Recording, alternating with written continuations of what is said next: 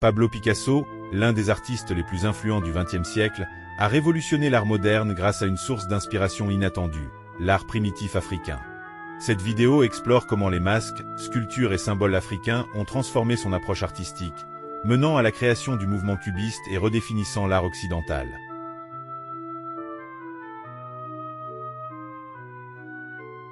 Au début du XXe siècle, l'Europe découvre l'art africain à travers les expositions coloniales et les collections muséales. Ces œuvres, perçues comme primitives, captivent les artistes avant-gardistes en quête de nouvelles formes d'expression.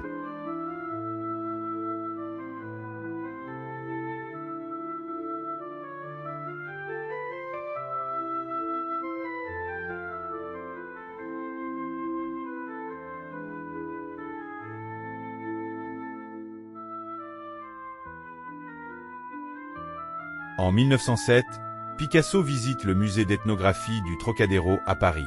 Fasciné par les masques d'Africains, il y trouve une nouvelle manière de représenter la réalité, libérée des conventions de la perspective classique.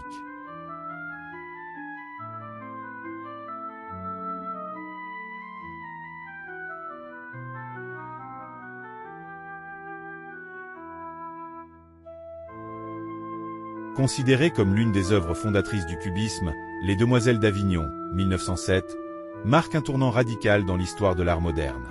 Picasso, profondément inspiré par sa découverte des masques et sculptures africains, intègre dans cette toile des éléments stylistiques empruntés à l'art primitif.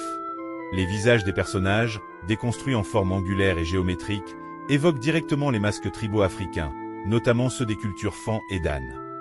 Ces visages, à la fois inquiétants et fascinants, rompent avec les canons de la beauté classique et introduisent une nouvelle manière de représenter la figure humaine. Les corps, fragmentés et recomposés dans des poses dynamiques, reflètent également l'influence des sculptures africaines, où la simplification des formes et l'expressivité brute priment sur le réalisme.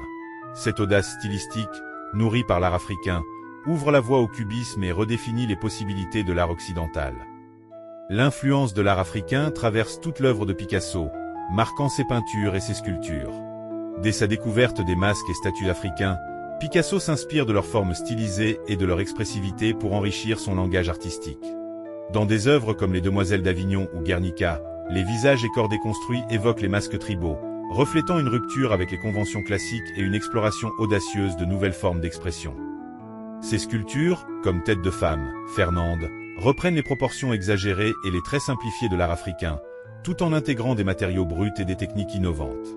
Picasso ne se contente pas de copier, il réinterprète ces éléments pour créer un style unique, fusionnant tradition africaine et innovation moderne.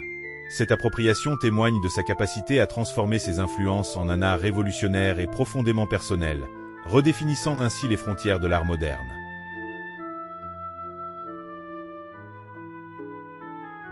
L'appropriation de l'art africain par Picasso soulève des questions sur l'éthique et la reconnaissance des sources d'inspiration. Comment honorer l'art primitif sans effacer ses origines culturelles? Les masques n'étaient pas faits sculptures comme les autres, ils étaient des objets magiques.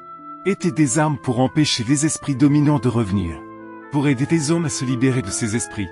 C'est à ce moment que j'ai compris ce que les peintures signifiaient vraiment. L'influence de l'art primitif africain sur Picasso a transformé l'histoire de l'art, jouant un rôle clé dans l'émergence de mouvements modernes comme le cubisme.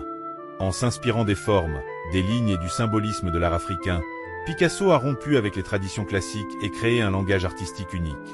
Cette rencontre culturelle souligne la puissance du dialogue entre les civilisations et l'importance de reconnaître les sources d'inspiration. Elle rappelle que l'art se nourrit d'échanges et d'influences multiples, tout en invitant à honorer et respecter les origines de ses contributions pour enrichir la création artistique.